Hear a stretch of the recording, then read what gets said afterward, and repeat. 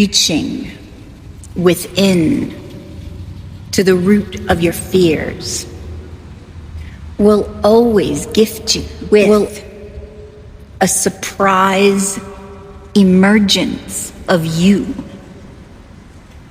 Discontinue any area of life that does not promote well-being and that does not serve you, as this is your season to shine, water, illuminate,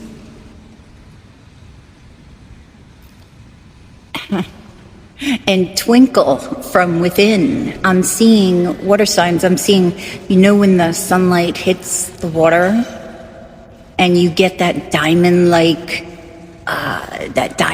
picture that's just so beautiful. That's what they're saying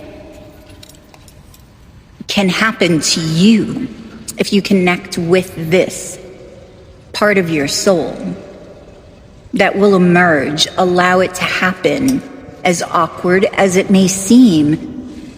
Allow this to happen. Soul surging.